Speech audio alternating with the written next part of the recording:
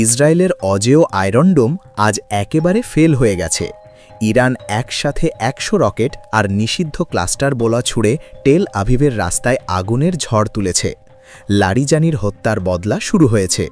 আর এই প্রতিশোধ এত ভয়ঙ্কর যে একটা বোমা থেকে শত শত ছোট ছোট বোমা ছড়িয়ে পড়ে শত্রুর প্রতিরক্ষাকে একেবারে ক্লান্ত করে দিচ্ছে।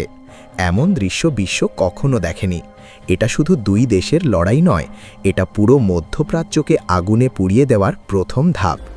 আর এই আগুনের মাঝে আমরা ভারতীয়রা গর্ব করে বলছি, আমাদের দেশ যেভাবে তার নাগরিকদের নিরাপত্তায় অভূতপূর্ব পদক্ষেপ নিয়েছে তা বিশ্বের কোনো শক্তি পারবে না। বন্ধুরা, এই যুদ্ধের আগুন কিন্তু শুধু আকাশে নয়, মাটিতেও ছড়িয়ে পড়েছে।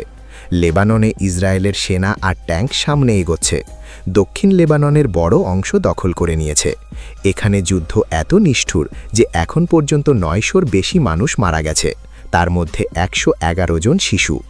ইসরায়েল বলছে দক্ষিণ লেবানন থেকে সবাইকে সরে যেতে, কারণ তারা একটা বাফার জোন বানাতে চায়, মানে নিজেদের সীমান্তে একটা নিরাপদ দূরত্ব রাখতে।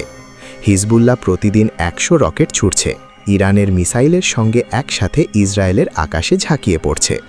উদ্দেশ্য একটাই, ইসরায়েলের এয়ার ডিফেন্সকে একেবারে ক্লান্ত করে দেওয়া। আর এই ক্লাস্টার বোমা কী জিনিস? সহজ করে বলি, একটা বড় মিসাইল আকাশে ফাটলে তার ভিতর থেকে শত শত ছোট ছোট বোমা ছড়িয়ে পড়ে, ঠিক যেন একটা বড় ফানুস ফেটে অনেক ছোট আলো ছড়িয়ে পড়ে। এগুলো গাড়ি, বাড়ি, রাস্তা সব কিছু ধ্বংস করে। আর এয়ার ডিফেন্স সিস্টেমকে এত বেশি টার্গেট দিয়ে কনফিউজ করে দেয় যে সব আটকানো অসম্ভব হয়ে যায়। আন্তর্জাতিক আইনে এই বোমা নিষিদ্ধ, কিন্তু আজ ইরান সেই আইনকে পায়ের তলায় পিষে টেল আভিভের মাঝখানে ছুড়েছে। মনে রাখবেন, আমেরিকা ইউক্রেনকে এই একই বোমা দিয়েছে, আর এখন ইরান সেই অস্ত্র ইসরায়েলের বিরুদ্ধে ব্যবহার করছে। যুদ্ধের নিয়ম আর কারো কাছে নেই। দক্ষিণ লেবাননের বোমাবর্ষণ তো চলছেই। বেইরুতের হৃদয়ে ইসরায়েল একটা বড় বিল্ডিংয়ে হামলা চালিয়েছে। কোনো সতর্কতা নয়, কোনো ইভ্যাকুয়েশন নয়। এই লেবানন অভিযান এতটাই নৃশংস যে বিশ্বের চোখ লজ্জায় নামছে। একদিকে ইরান হিজবুল্লাহ মিলে সমন্বয় করছে, অন্যদিকে ইসরায়েল স্থল পথে ঢুকে পড়ছে। গালফ অঞ্চলে তো আগুন আরও ছড়িয়েছে। ইরান ১৩টা ব্যালিস্টিক মিসাইল ইউএইর দিকে ছুড়েছে। কাতার, কুয়েত, সৌদি আরবেও মিসাইল আর ড্রোন দেখা গেছে। ইরাকের আরবিল শহরেও ড্রোন আঘাত করেছে। এখন আসুন একটু গভীরে।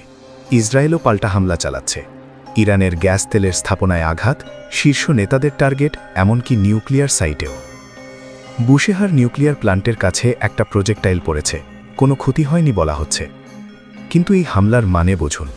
বুশেহার রাশিয়ার তত্ত্বাবধানে চলে, রাশিয়ান ইউরেনিয়াম ব্যবহার হয়। যদি এটা প্যাটার্ন হয়ে যায় তাহলে পুরো গালফ অঞ্চলের শক্তি সরবরাহ বিপদে পড়বে। আর সাউথ পার্স, পৃথিবীর সবচেয়ে বড় ন্যাচারাল গ্যাস ফিল্ড, ইরান আর কাতার ভাগ করে নিয়েছে। প্রতিদিন ৭৩০ মিলিয়ন কিউবিক মিটার গ্যাস উৎপাদন হয়।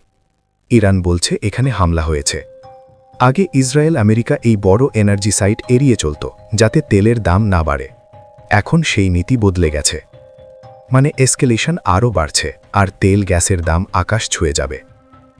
ইরানও হুমকি দিয়েছে, গালফের রিফাইনারিতে পাল্টা আঘাত হবে। তারা 5টা নির্দিষ্ট জায়গার নাম দিয়ে এভ্যাকুয়েশন অর্ডার জারি করেছে। সৌদির সামরে refinery, Jubail petrochemical complex, UAE এর আল হোসন গ্যাস ফিল্ড, কাতারের মাসাই পেট্রোকেমিক্যাল আর রাস লাফান রিফাইনারি। এই 5টা জায়গা শীঘ্রই আঘাত করা হবে বলে ইরান স্পষ্ট জানিয়েছে।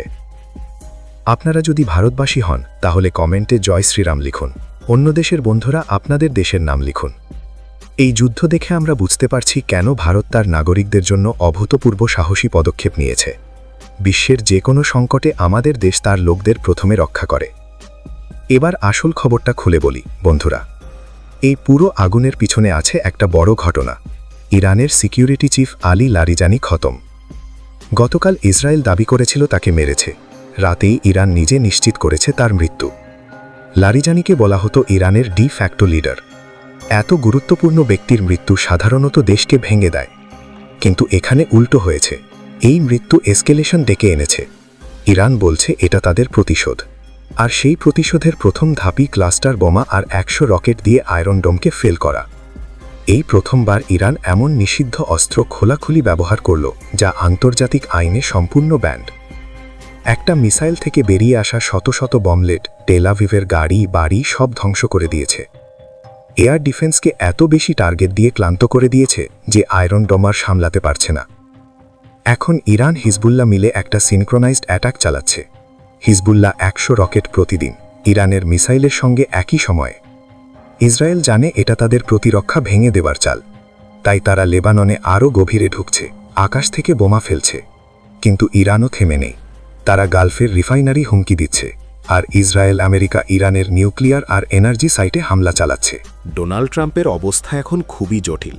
তিনি বলছেন ইরানের মিলিটারি ডিক্যামেটেড হয়ে গেছে, এই ক্ষতি পূরণ করতে 10 বছর লাগবে, আমরা শীঘ্রই যুদ্ধ শেষ করে ফেলব। কিন্তু একই সঙ্গে nuclear site, gas field, regime leader সবকিছুতে হামলা চালানো হচ্ছে। ট্রাম্প চান যুদ্ধকে লিমিটেড অপারেশন দেখাতে, কিন্তু এসকালেশন তো বাড়ছেই। তার নিজের ইন্টেলিজেন্স চিফ তুলসি গ্যাবার্ট কংগ্রেসে ব্রিফিং দিয়ে বলেছেন, অপারেশন মিডনাইট হ্যামারের পর ইরানের নিউক্লিয়ার এনরিচমেন্ট প্রোগ্রাম পুনর্নির্মাণের কোনো চেষ্টা হয়নি। ট্রাম্প বলছেন ইমিনেন্ট থ্রেট ছিল, কিন্তু তুলসি গ্যাবার্ডের লিখিত টেস্টিমনিতে উল্টো কথা। এই দ্বিচারিতা ট্রাম্পকে কঠিন জায়গায় ফেলেছে। বন্ধুরা, এই যুদ্ধ দেখে আমরা ভারতীয়রা বুঝতে পারছি, বিশ্বের কোনো শক্তি চিরকাল অজেয় থাকে না। আয়রন ডোম যেখানে ফেল হয়েছে, সেখানে আমাদের দেশের অভূতপূর্ব প্রতিরক্ষা প্রস্তুতি আর কূটনৈতিক সাহস দেখুন। যখন মধ্যপ্রাচ্যে আগুন জ্বলছে, ভারত তার নাগরিকদের নিরাপদে ফিরিয়ে আনতে যে দ্রুত আর সাহসী অপারেশন চালিয়েছে, তা বিশ্ব ইতিহাসে নজিরবিহীন। আমরা শক্তি ভারসাম্য বজায় রাখছি, তেল গ্যাসের সংকট থেকে নিজেদের রক্ষা করছি, আর বিশ্বকে বলছি, শান্তি চাইলে প্রথমে শক্তি দেখাতে হয়। এই যুদ্ধের পরবর্তী ধাপ কী হবে কেউ জানে না।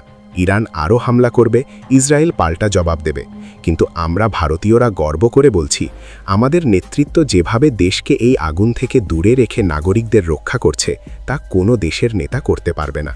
জয় শ্রীরাম বলুন, দেশের নাম লিখুন, আর এই সত্যি ছড়িয়ে দিন, ভারত মাতা কি জয়।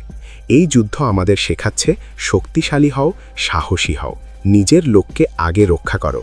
ভারত এটাই করছে, আর বিশ্ব দেখছে। বন্ধুরা, এই পুরো ঘটনা থেকে আমরা একটা বড় শিক্ষা পাই। বিশ্ব যখন আগুনে পুড়ছে, তখন ভারত তার অভূতপূর্ব সাহসী পদক্ষেপ নিয়ে দাঁড়িয়ে আছে।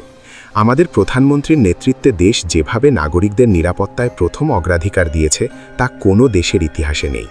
তেলের দাম বাড়ছে, গ্যাস সরবরাহ বিপদে, কিন্তু ভারত তার অর্থনীতি আর প্রতিরক্ষাকে এমন শক্ত করে গড়েছে যে কোনো বৈশ্বিক সংকট তাকে ছুঁতে পারবে না।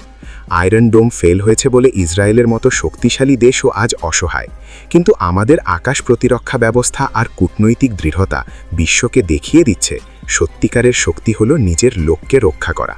এই যুদ্ধ শেষ হোক বা না হোক, ভারত তার পথে অটল থাকবে। আমরা শান্তি চাই, কিন্তু দুর্বলতা কখনো দেখাবো না। জয় হিন্দ, জয় ভারত।